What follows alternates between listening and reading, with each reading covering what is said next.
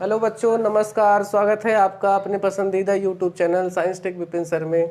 बच्चों, आज हम क्लास 12th केमिस्ट्री के जो फर्स्ट चैप्टर है सॉल्यूशन, उसका एक इम्पॉर्टेंट टॉपिक लेकर आए हैं, जो कि एग्ज़ाम की दृष्टि से और कंपटीशन की दृष्टि से काफ़ी न्यूमेरिकल वहाँ से पूछे जाते हैं। तो उसको आज हम बात करने वाले हैं उस टॉपिक के ऊपर, जिनमें हमने weight by wait percentage, volume by volume percentage और वेट बाई वॉल्यूम परसेंटेज, द्रव्यमान द्रव्यमान आयतन, आयतन आयतन प्रतिशत और द्रव्यमान आयतन प्रतिशत, इन सभी की हमने बात कर लिया था। और कुछ टेक्निकल इशू के कारण उस दिन आगे क्लास नहीं हो पाई थी। तो आज की क्लास में हम देखेंगे कि इसके आगे का जो टॉपिक होता है पार्ट्स पर मिलियन किसे कहते हैं, इसके बाद मोल क्या होता है, मोललता और मोलरता, ये जो इस टॉपिक के बचे हुए पार्ट हैं इनके बारे में बात करने वाले हैं। पार्ट्स पर मिलियन,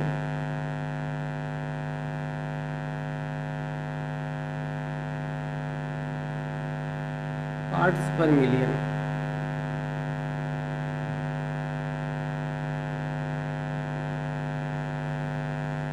पार्ट्स पर मिलियन को हम शॉर्ट में पीपीएम भी लिखते हैं। अगर इसके हम नाम से यहाँ पर देखें तो पार्ट्स मतलब भाग होता है, पार्ट्स मतलब भाग होता है, पर मिलियन मतलब 1 मिलियन में। कहने का मतलब है कि यहाँ पर बिलियन की सांद्रता 1 मिलियन में ज्ञात करी जाएगी कि 1 मिलियन में जिस अवयव की हम सांद्रता ज्ञात करना चाहते हैं वो कितना पार्ट है। पार्ट्स पर मिलियन मीन्स कितना पार्ट है 1 मिलियन में जिस अवयव का हम सांद्रता ज्ञात करना चाहते हैं। तो यहाँ पर ये हो गया 1 मिलियन मीन्स होता है 10 लाख, 10 घाते 6 होता है संख्या में, इसको हम 10 लाख के इक्वल होता है लिख सकते हैं। तो ये होता है मीन्स, अब देखिए 10 लाख में हम अवयवों की संख्या ज्ञात कर रहे हैं। टोटली 10 लाख अवयव होंगे और उसमें हम उनकी संख्या को मेजर कर रहे हैं अवयव की संख्या की। तो जाहिर सी बात है कि 10 लाख एक बहुत बड़ी संख्या होती है और विलय की मात्रा बहुत कम होगी, इसीलिए हम ऐसा कर रहे हैं। तो एक बात समझने की बात आ गई कि पार्ट्स पर मिलियन का तभी प्रयोग किया जाता है जब किसी बिलियन में जो विलेय पदार्थ होते हैं या उसके किसी अवयव की सांद्रता बहुत ही कम होती है, सांद्रता बहुत ही कम होती है, तो पार्ट्स पर मिलियन का प्रयोग किया जाता है। जैसे हमें डेली जो आयोडीन युक्त नमक की आवश्यकता होती है वो 30 ppm की आवश्यकता होती है।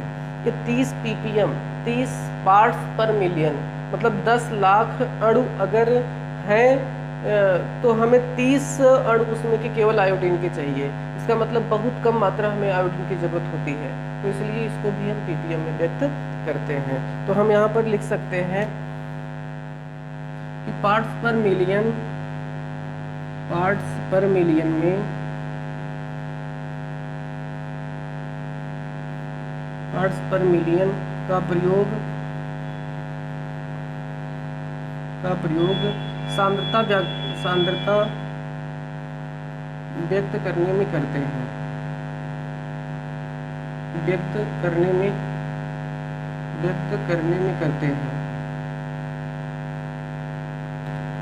करते हैं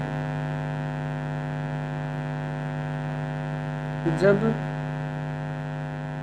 विलायक की तुलना में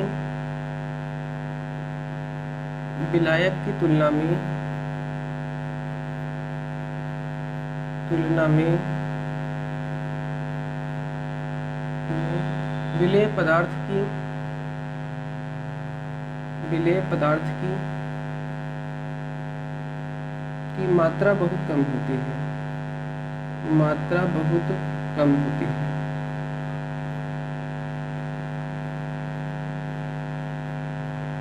मात्रा बहुत कम होती है। तो यहाँ पर मिल गया पार्ट्स पर मिलियन का प्रयोग सांद्रता व्यक्त करने में करते हैं। कब करते हैं? जब विलायक की तुलना में विलेय पदार्थ की मात्रा बहुत कम होती है। तो यहाँ पर इस बात को हम ध्यान में रखेंगे कि पार्ट्स पर मिलियन क्या होता है, 10 लाख अवयवों में विलेय के अणुओं की संख्या को व्यक्त करने में हम पार्ट्स पर मिलियन का प्रयोग करते हैं। और ये तभी प्रयोग किया जाता है जब बहुत कम मात्रा में होती है। जैसे हम कहें कि उसका हम फार्मूला देखें कि पार्ट्स पर मिलियन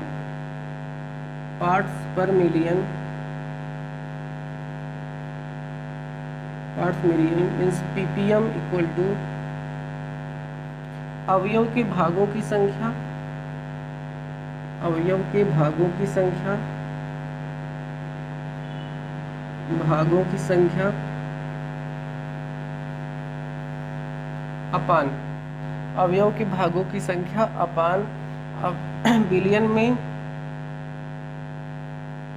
में उपस्थित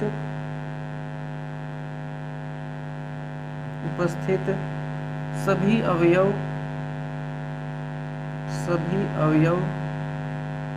के भागों की संख्या, भागों की संख्या गुणे 10⁻6। इस फार्मूले का प्रयोग करके हम पार्ट्स पर मिलियन का प्रयोग कर सकते हैं। इस फार्मूले का प्रयोग करके हम पार्ट्स पर मिलियन का प्रयोग कर सकते हैं।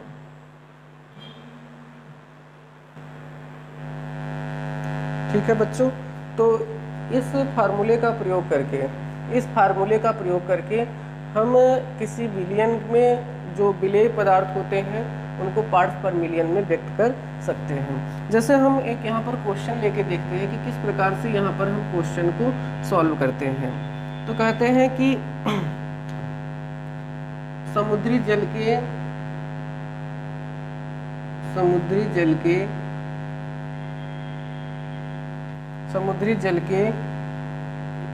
1000 ग्राम जल में लगभग 6×10⁻³ ग्राम ऑक्सीजन घुली हुई है। ऑक्सीजन घुली हुई है।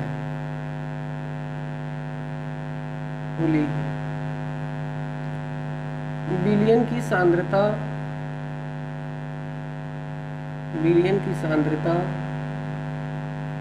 पीपीएम में बताइए। ये मेरे पास एक ऐसा प्रश्न है जो कि एनसीईआरटी का प्रश्न है। समुद्री जल के 1000 ग्राम में जल में लगभग समुद्री जल के 1000 ग्राम जल में लगभग 6×10⁻³ 6×10⁻³ ग्राम ऑक्सीजन गैस घुली हुई है। बिलियन की सांद्रता हमें पीपीएम में बताना है। बिलियन की सांद्रता पीपीएम में बताइए। अब बताइए किसको ऐसे हम किसको सॉल्व करेंगे। पहले तो ऑक्सीजन गैस घुली हुई है, अब बहुत कम मात्रा 6×10⁻³ इतना कम मात्रा में घुली होती है। तो इसको हम बताने के लिए पीपीएम का प्रयोग करते हैं। अब कैसे पीपीएम का प्रयोग करेंगे और कैसे हमें पता कि ऑक्सीजन गैस घुली होती नहीं घुली होती है।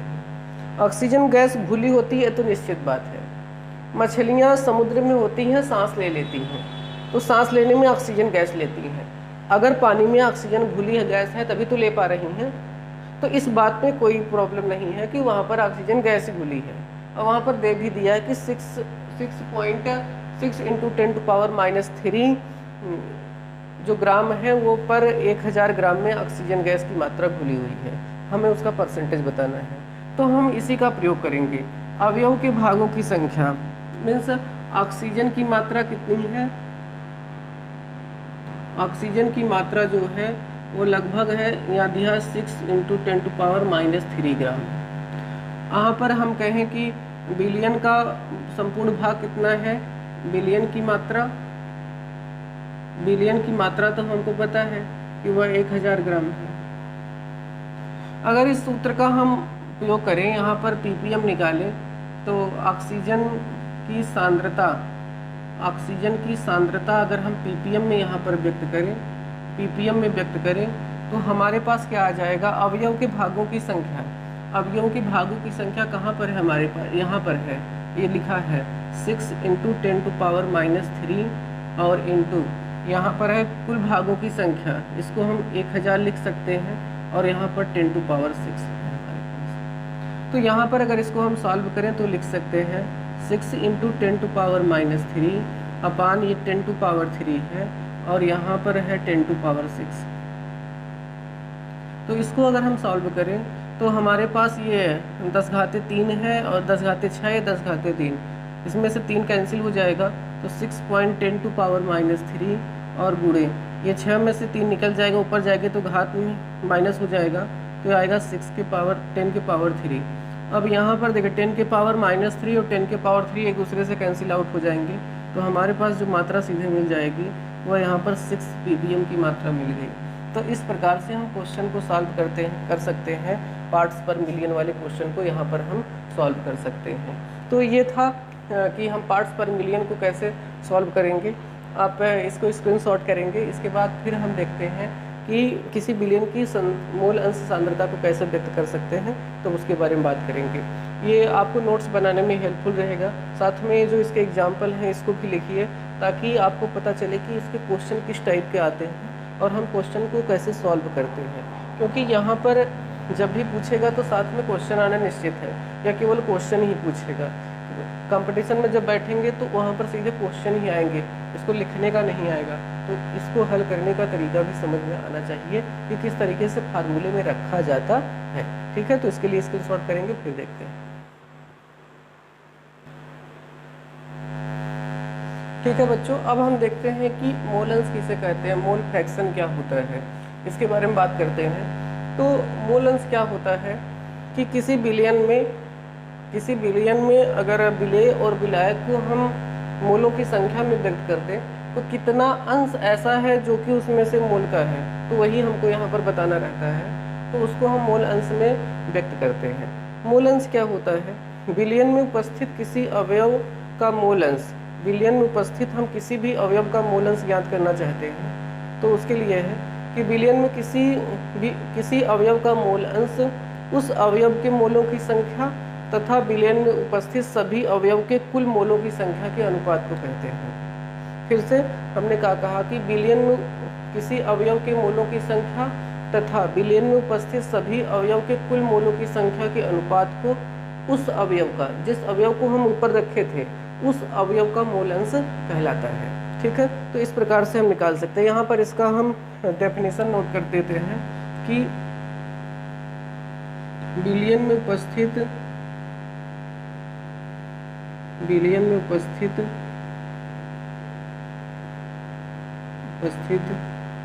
किसी अवयव के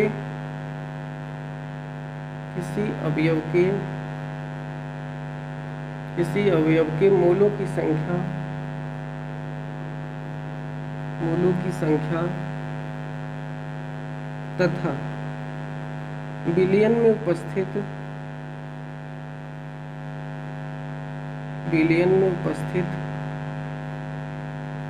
बिलियन में उपस्थित सभी अवयव के मोलों की संख्या, सभी अवयव के कुल मोलों की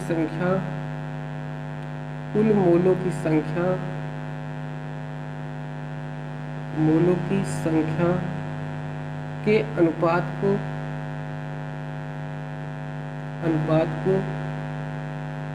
मोल अंश कहते हैं। तो यहाँ पर इसका हमने डेफिनेशन नोट कर दिया। बिलियन में उपस्थित किसी अवयव के मोलों की संख्या तथा उस बिलियन में उपस्थित सभी अवयव के कुल मोलों की संख्या के अनुपात को मोल अंश कहते हैं। किस अवयव का मोल अंश निकलेगा, जिस अवयव को हमने ऊपर रखा था, जिस अवयव के हम मोलों की संख्या को ले रहे हैं, उसी अवयव का यहाँ पर मूल अंश निकलेगा। मूल अंश को हम x से प्रदर्शित करते हैं। मूल अंश को x से प्रदर्शित करते हैं। x से प्रदर्शित करते हैं। मूल अंश को x से प्रदर्शित करते हैं। ये हमारे पास प्राप्त हो गया कि मूल अंश को x से प्रदर्शित करते हैं। अब कैसे इसके हम फार्मूला को लिखेंगे, इसको हम ध्यान करते हैं। इसके लिए हम मान लेते हैं, माना एक द्विअंगी बिलियन है। माना एक द्विअंगी बिलियन। ये द्विअंगी बिलियन क्या होता है? ये द्विअंगी बिलियन क्या होता है, इसको समझना कि ऐसा बिलियन जिसमें केवल दो अवयव हो, मीन्स एक विलायक है और एक विलेय हो। ठीक है, इसके अलावा कोई तीसरा अवयव न हो, उसको हम बोलते हैं कि वह द्विअंगी बिलियन है। तो कहने का मतलब एक विलेय होगा और दूसरा विलायक। तो अगर हम एक द्विअंगी बिलियन मान लेते हैं तो उसमें केवल 2 अवयव होंगे। तो मान लेते हैं यहाँ पर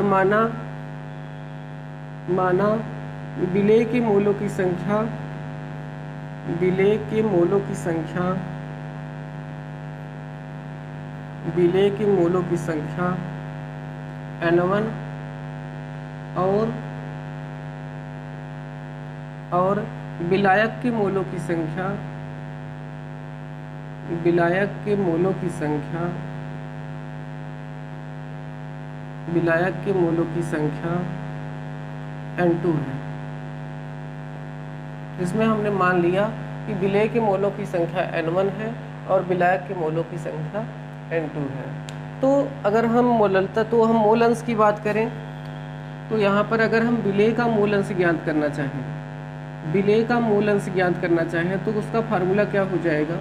विलेय का मूल अंश को हम जनरली x1 से लिख देते हैं, क्योंकि जिस प्रकार N1 को माने हैं विलेय के लिए, उसी प्रकार हम मूल अंश को भी x1 से मान लेते हैं, क्योंकि दोनों का अलग लिखना है। तो उसमें हमने कहा कि किसी अवयव के मोलों की संख्या, जिस अवयव का हम निकाल रहे हैं उसके मोलों की संख्या, तो किस अवयव को निकाल रहे हैं, हम विलेय को निकाल रहे हैं। तो विलेय के मोलों की संख्या कितनी है, N1 है। तथा आगे कहा है कि बिलियन में उपस्थित सभी अवयव के कुल मोलों की संख्या। कितने अवयव यहाँ पर हैं, 2 अवयव हैं, एक N1 है और एक N2 है, जिसमें N1 विलेय के मोलों की संख्या और N2 विलायक के मोलों की संख्या। तो हम नीचे क्या करेंगे, दोनों का कुल मोलों की संख्या, इसका मतलब दोनों का योग कर देंगे, तो N1 प्लस N2 आ गया। तो ये हमने निकाल लिया विलेय के मोलों की संख्या। अब इसी प्रकार से अगर हम कहें कि विलायक के मोलों की संख्या क्या होगी, विलायक के मोलों की संख्या क्या होगी, विलायक के मोलों की संख्या क्या होगी। विलायक का मोल अंश हमको ज्ञात करना है, विलायक का मोल अंश, विलायक का मोल अंश अगर हम ज्ञात करना चाहें तो हमारे पास आ जाएगा। ये देखिए, अब विलायक के मूल अंश ज्ञात कर रहे हैं तो विलायक के मोलों की संख्या ऊपर रहेगी N2 और बटे नीचे सबके मोलों की संख्या रहेगी। यहाँ पर इसको हम x2 जैसे इसको x1 से लिखें उसी प्रकार x2 से लिख सकते हैं। तो हमारा आ जाएगा कि विलायक की मोलों की संख्या N2 बटे सभी की मोलों की संख्या, तो N1 प्लस N2। तो यहाँ पर हमने इसका भी फार्मूला निकाल लिया कि इस प्रकार से हम किसी भी अवयव की मोलों की संख्या ज्ञात कर सकते हैं। अब ये सपोज करते हैं कि अगर ये द्विअंगी बिलियन नहीं है तब क्या होगा। अगर 3 अवयव हैं तो जाहिर सी बात है कि एक की मोलों की संख्या N1 होगी, दूसरे की N2 होगी, तीसरे की N3 होगी। तब जो यहाँ पर निकालेंगे पहले अवयव का मूल अंश x1 हमारा तब आएगा N1 अपान 3 अवयव है तो N1 plus N2 plus N3 आएगा। इसी प्रकार दूसरे अवयव के मोलों की संख्या निकालेंगे तो x2 equal to N2 upon N1 plus N2 plus 3। इसी प्रकार जो तीसरा अवयव आया रहेगा उसमें भी कहेंगे N3 upon x3 equal to N3, N2 की जगह पर N3 आएगा और नीचे वही चीज़ रहेगा N1 plus N2 plus N3। तो इस प्रकार से हम मूल अंश को ज्ञात कर सकते हैं। तो इस प्रकार से हम यहाँ पर मूल अंश को ज्ञात कर सकते हैं। तो ये हमारा तरीका रहेगा कि इस प्रकार से हम मूल अंश को ज्ञात करते हैं। अब सपोज करो कि यहाँ पर अगर हम दोनों को जोड़ दें तो क्या आ जाएगा। अगर हम यहाँ पर दोनों को जोड़ दें x1 प्लस x2 निकालें तो हमारे पास क्या आएगा, हमारे पास आ जाएगा N1 अपान N1 प्लस N2 और प्लस यहाँ पर मिल जाएगा दूसरे वाले को जोड़ेंगे तो N2 upon N1 plus N2। तो अगर हम यहाँ पर देखें तो आ जाएगा x1 प्लस x2, यहाँ पर दोनों का जो डिनोमिनेटर है वो बराबर है तो आगे का सम हो जाएगा ऊपर वाले का, तो आ जाएगा N1 plus N2 upon N1 plus N2। ये कैंसिल आउट हो जाएगा, जो हमको मिल जाएगा यहाँ पर वह x1 plus x2 equal to 1 मिल गया। तो ये बात यहाँ पर स्पष्ट कर रहा है कि जितने भी अवयव हैं बिलियन में सभी अवयव के मूल अंश का योग सदैव 1 होता है। अब यहाँ पर 2 के लिए निकाले हैं तो 2 का x1 प्लस x2 का योग हो रहा है।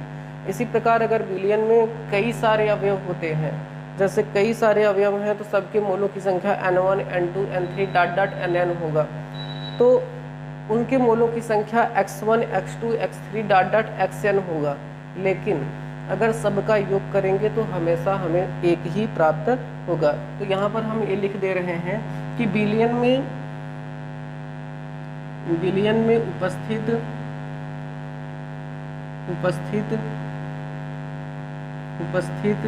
सभी अवयव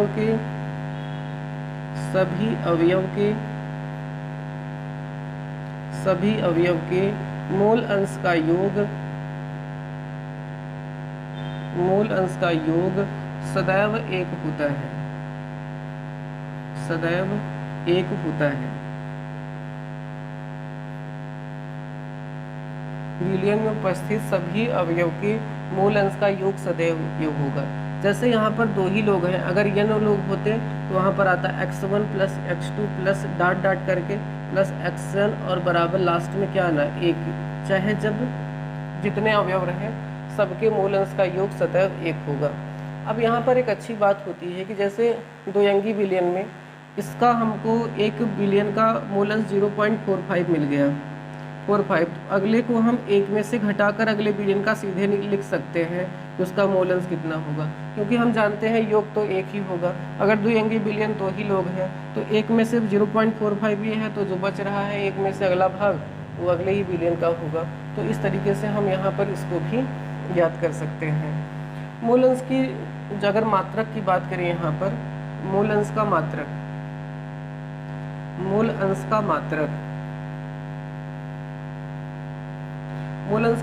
मात्रक की बात करें तो यहाँ पर ये मूल अंश है x1 अपान n1 अपान n2। n1 भी मूलों की संख्या है, n1 प्लस n2 भी मूलों की संख्या है। तो ये अगर पदार्थ की मात्रा है, ये भी पदार्थ मात्रा है, इसका भी मात्रक मोल होगा और इसका भी मात्रक मोल होगा। जब दोनों का मात्रक मोल होगा तो दोनों एक दूसरे से कैंसिल हो जाएंगे। तो अगर दोनों का मात्रक मोल है, दोनों एक दूसरे से कैंसिल हो जाएंगे, तो हमें मिल जाएगी मूल अंश का मात्रक नहीं होता है। मूल अंश का मात्रक नहीं होता है।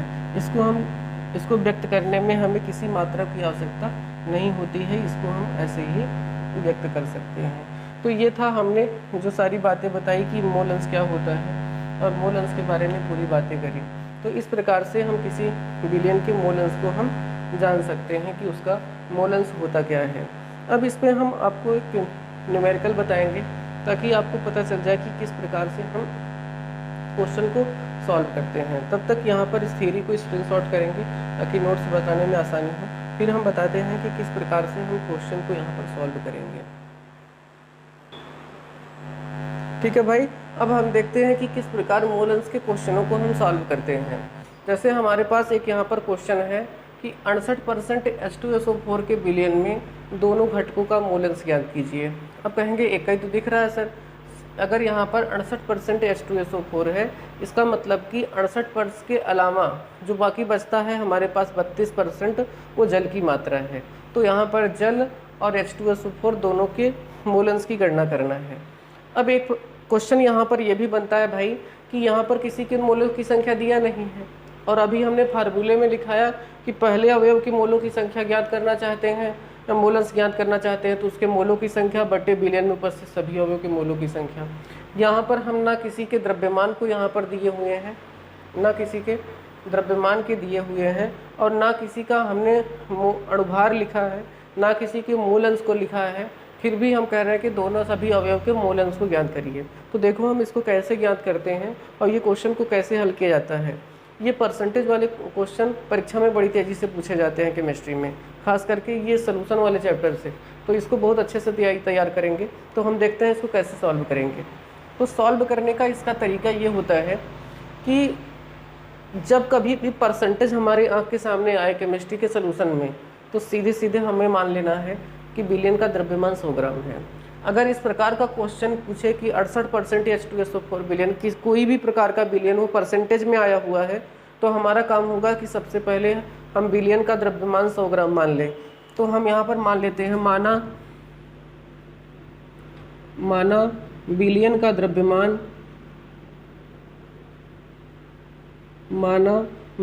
द्रव्यमान, इक्वल टू 100 ग्राम।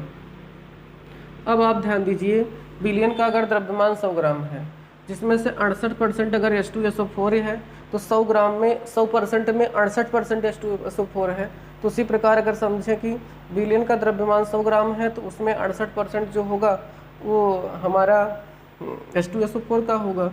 तो हम यहाँ पर लिख दें H2SO4 का द्रव्यमान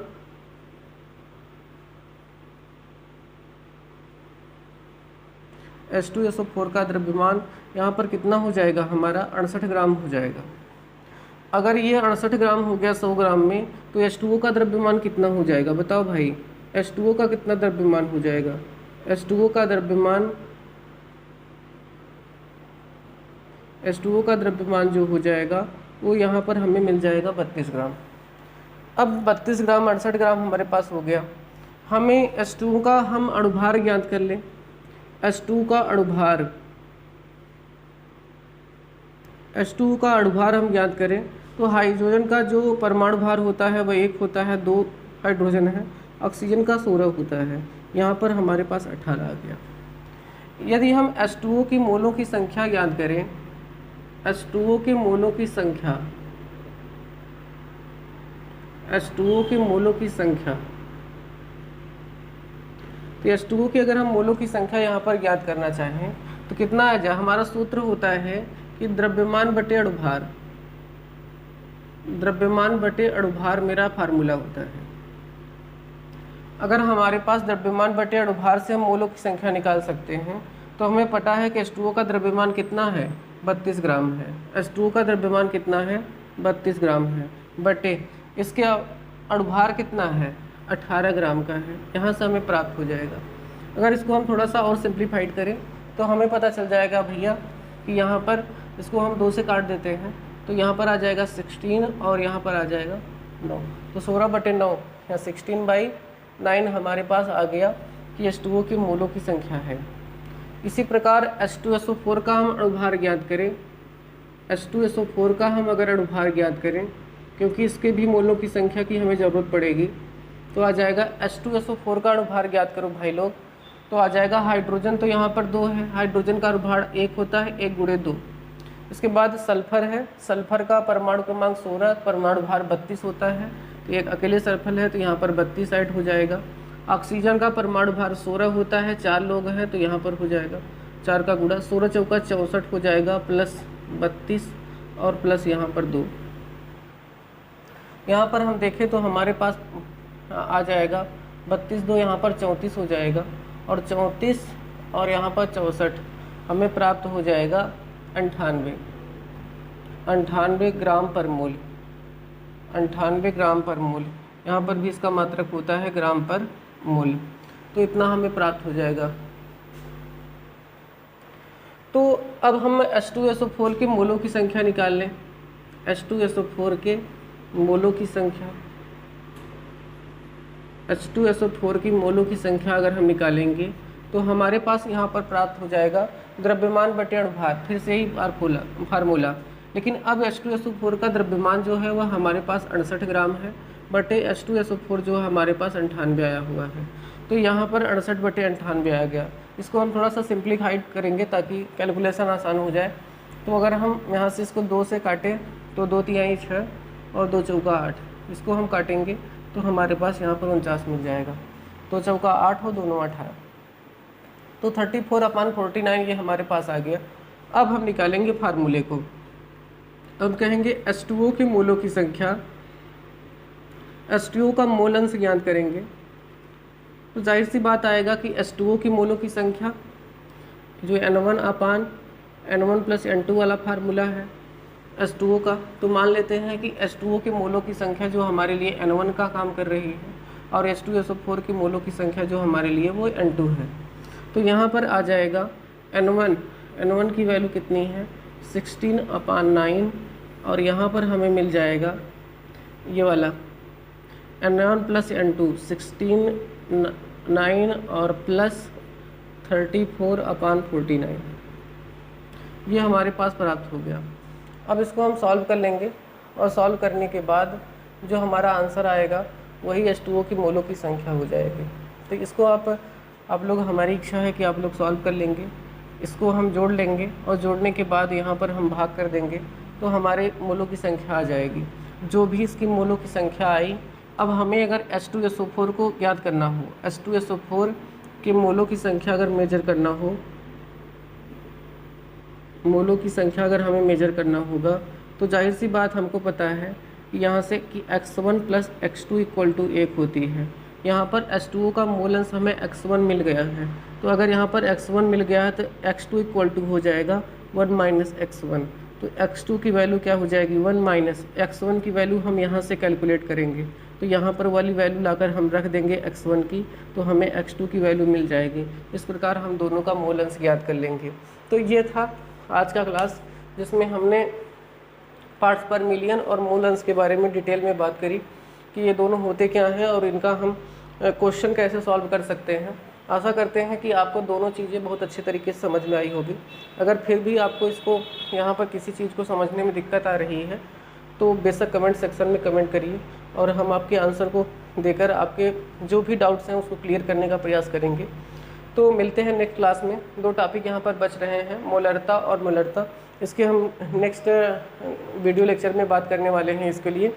तब तक के लिए धन्यवाद, विदा चाहते हैं। मिलते हैं नेक्स्ट क्लास में, तब तक अपना ख्याल रखिए, खुश रहिए, मस्त रहिए और पढ़ाई करते रहिए, दूसरों को भी पढ़ाते रहिए। धन्यवाद।